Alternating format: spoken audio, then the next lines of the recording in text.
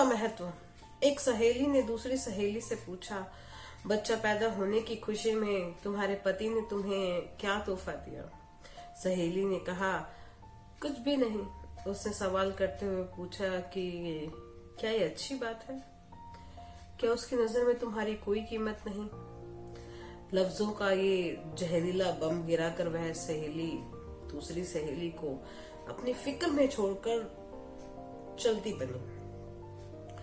थोड़ी देर बाद शाम के वक्त उसका पति घर आया और पत्नी का मुंह लटका हुआ पाया। फिर दोनों में बहुत झगड़ा हुआ, एक दूसरे को ताने लानते भेजी गई, मारपीट हुई। आखिर पति पत्नी में तलाक हो गया। जानते हैं प्रॉब्लम की शुरुआत कहां से हुई? उस फिजूल के जुमले से। उसका हाल चाल जानने आई सहेली ने कहा था। रवि ने अपने जिगरी दोस्त पवन से पूछा, तुम कहाँ काम करते हो? पवन, फला दुकान पे। रवि ने कहा, कितनी तनख्वाह देता है तुम्हारा मालिक? पवन ने कहा, 18,000 रुपए। रवि ने कहा, बस 18,000 रुपए? तुम्हारी जिंदगी कैसे कटती है इतने पैसों में? पवन ने गहरी सांस को खींचते हुए कहा, बस यार क्या बताऊं, बस कट रही है जैसे तैसे। मीटिंग खत्म हुई। कुछ दिनों के बाद पवन अपने काम से बेरुखा हो गया और तनख्वाह बढ़ाने के लिए अपने मालिक से डिमांड करती, जिसे मालिक ने डिमांड को रद्द कर दिया। पवन ने जॉब छोड़ दी और बेरोजगार हो गया। पहले उसके काम था, अब काम उसके पास नहीं था। एक साहब ने एक शख्स से कहा, जो अपने बेटे से अलग रहता था, तुम्हारा बेटा तुमसे बहुत कम मिलने आता है, क्या उसे तुमसे मोहब्बत नहीं रही? बाप ने कहा, बेटा ज्यादा व्यस्त रहता है, उसका काम का शेड्यूल बहुत सख्त है, उसके बीवी बच्चे हैं और उसके पास वक्त नहीं मिलता उसे। पहला आदमी बोला, वाह ये क्या बात हुई? उसने अपने पिता की बिल्कुल भी ख्वाहिश नहीं है। तुमने अपने बेटे को पाल पोस कर बड़ा किया, उसकी हर ख्वाहिश पूरी की, अब उसको बुढ़ापे की व्यस्तता में मिलने का वक्त नहीं मिलता। यह तो कोई बात नहीं हुई, ये तो कोई मिलने का बहाना नहीं बना। इस बातचीत के बाद बाप के दिल में बेटे के प्रति शंका पैदा हो गई। बेटा जब भी मिलने आता, बाप यही सोचता कि उसके पास सबके लिए वक्त है सिवाय मेरे।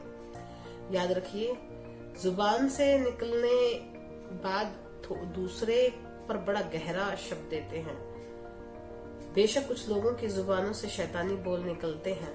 हमारे रोजमर्रा की जिंदगी में बहुत से सवाल हमें बहुत मासूम लगते हैं, जैसे तुमने यह क्यों नहीं खरीदा, तुम्हारे पास यह क्यों नहीं है, तुम इस शख्स के साथ पूरी जिंदगी कैसे चला सकते हो, तुम उसे कैसे मान दे सकते हो, वगैरह वगैरह। इस तरह के बेमतलबी फिजूल के सवाल नादानी में या बेमकसदी से कुछ पूछे बैठते हैं, जबकि हम यह भूल जाते हैं कि हमारे ये सवाल सुनने वालों के दिल में नफरत या मोहब्बत का कौन सा बीज बो रहे हैं।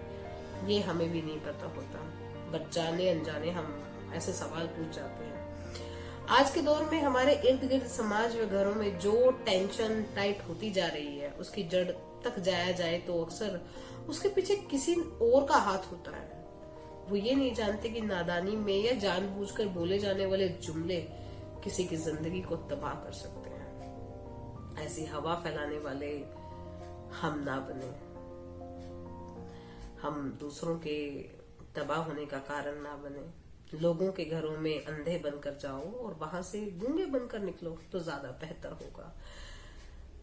दिल से ये विचार आया तो आप लोग के सम्मुख रखा कि जिंदगी में दूसरों की जिंदगी में दखल अंदाजी देना बंद करते हैं तो ज्यादा बेहतर होगा, हमारे लिए भी और हमारे आसपास के माहौल के लिए भी। Thank you.